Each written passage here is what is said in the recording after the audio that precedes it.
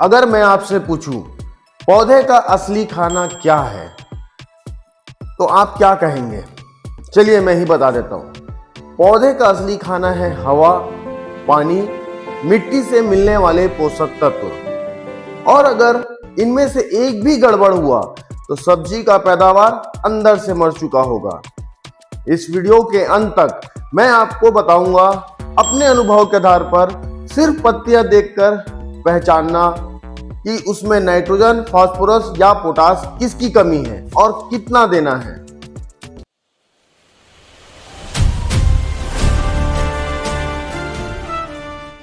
पत्तियां ही क्यों बोलती है, चलिए आगे समझते हैं। जैसे इंसान बिना भोजन के नहीं जी सकता, वैसे ही पौधा बिना पोषक तत्व के उत्पादन नहीं दे सकता। सही पोषण तेज बढ़वार, सही पोषण ज्यादा फूल फल और सही पोषण तो क्वालिटी और अच्छा वजन। लेकिन जरा सोचिए, अगर पोषक तत्व कम या ज्यादा हो जाए, सीधा असर पड़ेगा उपज, साइज और मार्केट रेट पर। और सबसे खतरनाक बात, पौधा पहले संकेत देता है लेकिन किसान उसे पहचान नहीं पाता। संकेत कहां दिखते हैं, चलिए समझते हैं।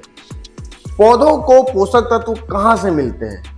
तो पौधों को हवा और पानी से मिलता है कार्बन, हाइड्रोजन और ऑक्सीजन। लेकिन असली खेल होता है मिट्टी में। मिट्टी से मिलने वाले पोषक तत्व 3 श्रेणी में बटे होते हैं। पहला मुख्य पोषक तत्व, दूसरा द्वितीयक पोषक तत्व या सेकेंडरी न्यूट्रिएंट और थर्ड सूक्ष्म पोषक तत्व। अगर हम पहले की बात करें, मुख्य पोषक तत्व, तो उसमें आता है नाइट्रोजन, फास्फोरस और पोटास। आज हम बात करेंगे खेती के 3 सबसे बड़े खिलाड़ी नाइट्रोजन, फास्फोरस और पोटास की। सबसे पहले हम नाइट्रोजन पे आते हैं। नाइट्रोजन को एक प्रकार से कह सकते हैं कि हम ये पौधे का इंजन है। नाइट्रोजन आखिर करता क्या है? ये एक प्रकार की पौधे की बॉडी है। इसके कारण हरी पत्तियां अच्छी आती है, तेज बढ़वार होता है, क्लोरोफिल बनने में ज्यादा सहायक होता है, प्रोटीन निर्माण में ज्यादा सहायक होता है। लेकिन सवाल यह है कि नाइट्रोजन की कमी कहां दिखती है? तो जवाब ध्यान से सुनिए, नीचे की पुरानी पत्तियों में। अब नीचे की पुरानी पत्तियों में क्यों?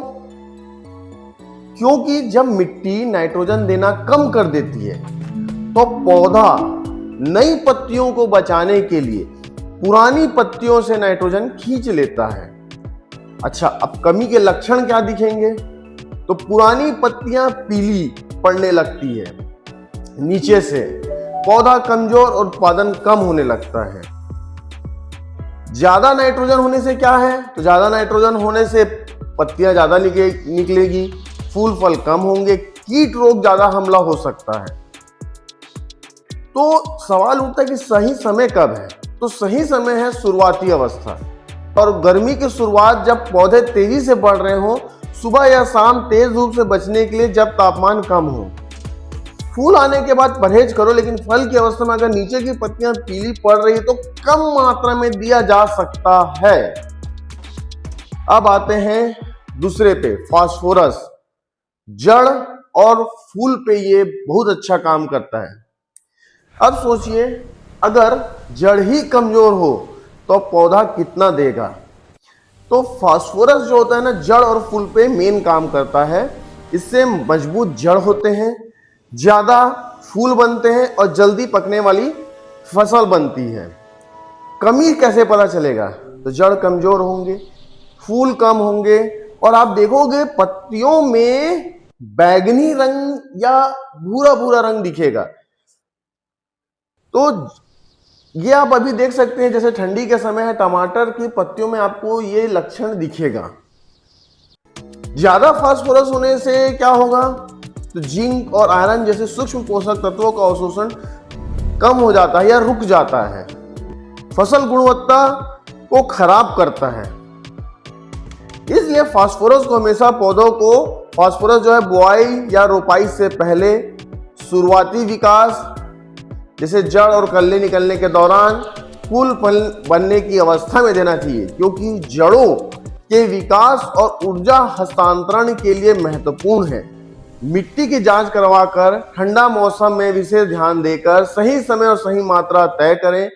फास्फोरस की सही मात्रा जानने के लिए मिट्टी की जांच जरूर कराएं। हो सकता है ठंडा मौसम में फास्फोरस अवशोषण कम हो जाए। फिर फल का वजन कौन बढ़ाएगा? अगला सवाल। तो आगे की जानकारी जानने से पहले वीडियो को लाइक कर लीजिए। क्वालिटी और ताकत पोटाश देता है। अगर फल छोटा है, हल्का है, चमक नहीं है, तो समझ जाएं पोटाश की कमी है। तो पोटाश जो होता है क्वालिटी और सुरक्षा देता है पौधे को। फल का साइज लाना, मिठास लाना, रोग प्रतिरोधक क्षमता बढ़ाना, सूखा सहनशीलता बढ़ाना। तो आप पहचानेंगे कैसे कि पोटाश की कमी है? तो पत्तियों के किनारे जले जैसे दिखेंगे आपको।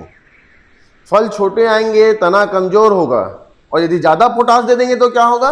तो कैल्शियम, मैग्नीशियम जैसे सूक्ष्म पोषक तत्वों की जो अवशोषण क्षमता कम हो जाती है, फसल के पैदावार और गुणवत्ता को नुकसान पहुंचता है। सही समय क्या है पोटाश देने का? तो फूल आने के बाद जब फल का विकास होता है तब। तो आज का पूरा जो सार निकल रहा है कि आज की सबसे बड़ी सच्चाई सुन लीजिए। संतुलित नाइट्रोजन, फास्फोरस और पोटाश ही मुनाफा देता है। माइक्रो और सेकेंडरी न्यूट्रिएंट भी जरूरी है। जैविक और रासायनिक का संयोजन सर्वोत्तम होता है। अगर नाइट्रोजन कब ज्यादा लगता है? तो शुरुआती स्टेज में। फास्फोरस फूल के स्टेज में ज्यादा लगता है और पोटाश फल के स्टेज में ज्यादा लगता है। अगर आप चाहते हैं कि द्वितीयक पोषक तत्व, सेकेंडरी न्यूट्रिएंट के बारे में अगर जानकारी जानना चाहते हैं, जैसे कि कैल्शियम, मैग्नीशियम और सल्फर की पूरी जानकारी कि उससे क्या, उसके कमी से क्या होता है, उसकी कमी को कैसे पहचाने, तो कमेंट में लिख दीजिए सेकेंडरी न्यूट्रिएंट्स या द्वितीयक पोषक तत्व। और ऐसी खेती की जानकारी मिस ना हो, इसके लिए चैनल को सभी सब्सक्राइब कर लीजिए। धन्यवाद।